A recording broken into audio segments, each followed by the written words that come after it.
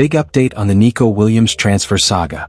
Athletic Club have officially denied any secret agreement to let the young winger leave, despite growing speculation around a move to Barcelona. Meanwhile, fans are asking the big question: how would Nico Williams fit into Hansi Flick's system at Barça? With his pace, direct play and attacking flair, could he become a key weapon on the wing alongside Lamine Yamal or even replace Raphinha?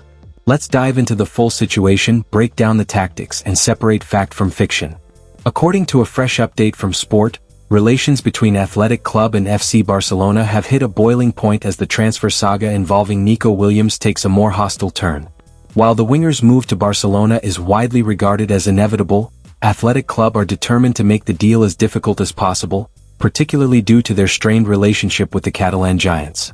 Athletic Club have made it abundantly clear that they will not ease negotiations or accept any alternative arrangements to the €62 million release clause, adjusted from €58 million plus CPI. Nothing that has been said is true. They deny reports suggesting that they had verbally agreed to help Nico leave easily when he renewed his contract until 2027. They are now clinging to the letter of the law: no payment plans, no installments, and certainly no favors for Barça. Any talk of flexibility in facilitating the transfer has been firmly shut down. In fact, Athletic are particularly opposed to helping Barcelona due to poor institutional relations, which have worsened in recent years. The club insists that the full amount must be paid up front, and have no intention of negotiating terms similar to those offered by clubs in other leagues, such as the Premier League. Hostility between clubs reaches new heights. Tensions go beyond the transfer table. Athletic Club president John Uriarte made his stance clear during Barcelona's last visit to San Mamés, choosing not to congratulate Joan Laporta on winning La Liga. His actions reflected a deepening distrust, one that now influences their approach to the Nico deal. Tensions are rising as Athletic Club have now pledged to keep a close eye on Barcelona's registration moves with both La Liga and the Spanish Football Federation. They're reportedly ready to act if they spot any signs of Barcelona breaking the league's 1:1 financial fair play rule, and won't hesitate to file formal complaints if they believe the Catalans are bending or violating salary cap regulations. How would Nico Williams fit into Hansi Flick's system at Barcelona? Let's get one thing out of the way. Nico Williams is coming to Barcelona. If Barcelona manage to meet the financial requirements and operate within La Liga's 1:1 rule, there's really nothing Athletic Club can do to stop the move. It's honestly a bit surprising, and even embarrassing, that the Basque side would go as far as to issue threats over the situation. That said, Joan Laporta still has a lot of work to do in the coming weeks to make sure this potential transfer doesn't spiral into a full-blown controversy. It seems that the addition of Nico and Joan Garcia would complete the market aspirations for Barça this summer. The question will be which big name, if any, departs. One thing that seems certain is that Barcelona will be gaining forward depth, and that likely they will sacrifice a center-back to make it happen. That means Hansi Flick will have to figure out how Nico Williams fits in alongside Lamine Yamal, Raphinha, Dani Olmo, Robert Lewandowski and Ferran Torres. This could be Lewandowski's swan song at Barcelona, and with it, the beginning of the end of a legendary career. The Polish international turns 37 in August, and likely won't be in the club's plans past this season. Of course, if he puts up another Pichichi-level campaign, the narrative could change. But if all goes according to plan, the future of Barcelona's attack will consist of Raphinha, Lamine Yamal, and the new additions of Dani Olmo and Raphinha. The question is whether there's a formula where all four can play together. Because if not, the Blaugrana may soon be in the market for a new number 9. To start the season, I'd expect it to be Robert Lewandowski's starting spot to lose. I'd also expect Flick to continue holding him to the highest standards. And that means scoring lots of goals. The alternative would be for Barcelona to go younger, and see if they get more energy, physicality, and dynamism from using Dani Olmo or Ferran Torres in the center-forward role. That would also depend on what Flick decides to do with Raphinha and Nico. Lamine Yamal, on the right wing, seems to be the only player whose position is safe. Why fix something that isn't broken?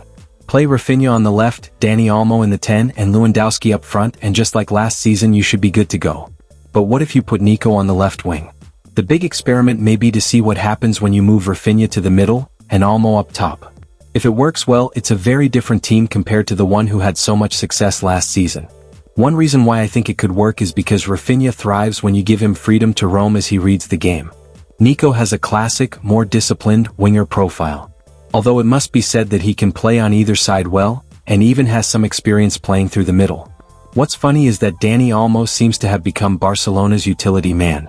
He really did arrive in Catalonia as a winger, but it looks like, under Flick, we aren't likely to see him there. It seems certain that, if Nico arrives, Flick's team will be a very direct attacking team. For all the criticism of the Barça of old as a team who relied too much on midfielders maintaining possession, and not taking enough risks going forward, those days are gone. It would signal that Pedri, indeed, will continue to feature in the double pivot, with the responsibility of orchestrating attacks from the back. It would also signal that the super high defensive line is going nowhere. This would continue to be a thrilling team to watch. A doubling down on what they started 12 months ago. But it also depends on getting the formula right up front, because they will have to be even more dangerous and effective in the final third. Does Nico Williams bring with him a revolution of the forward line, or simply more depth on the wing? That's one of the big questions that Hansi Flick will have to answer. So there you have it. Athletic Club are standing firm, but the pressure is mounting as Barcelona continue to circle Nico Williams. And when it comes to Hansi Flick's style, Nico could be the perfect high-pressing, quick-transition winger that reshapes the Blaugrana attack. Do you think Nico is a good fit for Barcelona?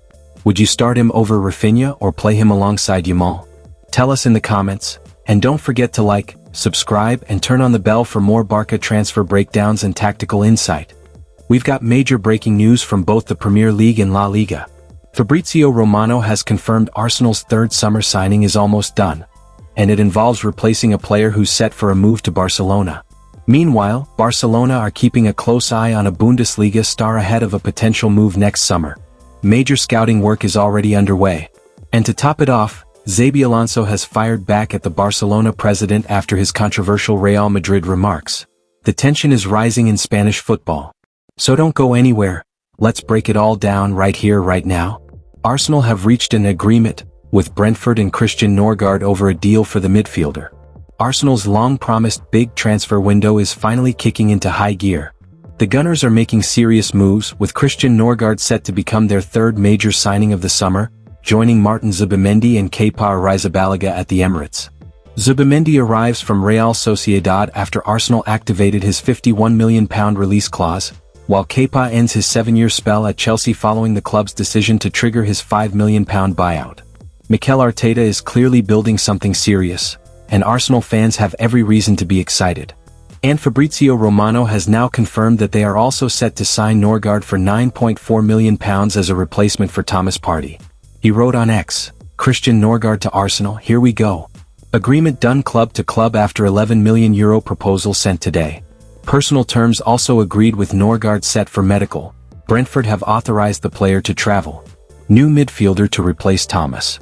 A report last week revealed contract talks with Partey were on the verge of collapse, despite the Gunners being willing to offer the 32-year-old the exact same wage of £200,000 per week, with Partey asking for an unlikely pay rise. Arsenal did not give in to the midfielder's demands after he informed the club that he will leave if no increased offer arrives. Barcelona are keeping a close eye on a Bundesliga standout as a potential signing for next summer, carefully tracking his performances and progress. The brass at La Liga giants Barcelona are keeping a close eye on the situation of Eintracht Frankfurt star Hugo Ekitike. That's according to Diario Sport, who point towards the frontman as having emerged as a potential transfer target at the Camp Nou. Ekitike, for his part, is fresh off a fine season with the aforementioned Eintracht. After seeing his move from Paris Saint-Germain to Deutsche Bank Park made permanent last summer, the Frenchman quickly set about proving himself one of his new club's standout performers. All told, across 48 appearances in all competitions in 2024-25, Ekitike racked up 22 goals and 12 assists. And such efforts, it would appear, did not go unnoticed on the part of those behind the scenes at one of Spanish football's leading clubs. As per a report from Sport, amid an ongoing search for a long-term replacement for Robert Lewandowski, to be signed in the summer of 2026, Barcelona have asked about Hugo Ekitike. If he stays in Germany this summer, he will surely be one of those who will be on the list at the Camp Nou in 12 months' time. Xabi Alonso fires back at the Barcelona president after his remarks about Real Madrid sparked controversy. Real Madrid manager Xabi Alonso has dismissed comments made by Barcelona president Joan Laporta. The Blaugrana chief had characterized Los Blancos as close to power, and Alonso's response will no doubt have brought a smile to many Madridistas. Xabi Alonso didn't hold back when responding to Barcelona president Joan Laporta's latest comments about Real Madrid. Speaking at a press conference ahead of their Club World Cup clash with RB Salzburg, Alonso subtly but firmly shut down Laporta's remarks, which were made just hours earlier at a club event. Laporta had tried to emphasize what he sees as the key differences between Barcelona and Real Madrid, but Alonso clearly wasn't having it, brushing aside the comparison with quiet confidence. What did Joan Laporta say about Real Madrid? In many senses, Laporta was preaching to the choir at his club event. He told MD that Barcelona tend to rely more on their academy than signings, which speaks to the identity of both. Madrid has a feeling of power and we have a feeling of freedom, of identity. They're more into signing players and we have more players from La Masia. Xabi Alonso's response.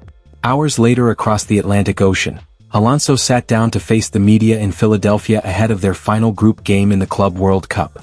I imagine the context and I don't want to get into that, but we have a sense of democracy at Real Madrid, of freedom as well, and I imagine they have some notion of being close to power too. It goes both ways, Alonso explained. Xabi Alonso also revealed that Real Madrid were deliberately holding back on using Kylian Mbappe until he's back to full fitness, emphasizing the club's careful planning. Later in the press conference, Alonso took a moment to reflect on what Real Madrid represents globally, drawing from his own experiences as a former player. His words carried weight, a reminder of the club's stature and influence in world football. It's the most prestigious team in the world. Its history speaks for itself wherever you go. And this is what makes Madrid great. And these are factors that help Madrid achieve more, helps push the club forward. It's a privilege and an honor to be part of this club. I will try to achieve our goals and enhance our legend. That's the latest from the world of Arsenal, Barcelona, and Bundesliga drama. Arsenal fans, are you happy with this third signing? Barcelona supporters, do you want that Bundesliga talent next summer? And what do you think of Xabi Alonso's comeback to Barca's president? Drop your thoughts in the comments. We're reading everything. Don't forget to like, subscribe, and turn on notifications so you don't miss a single transfer twist this summer.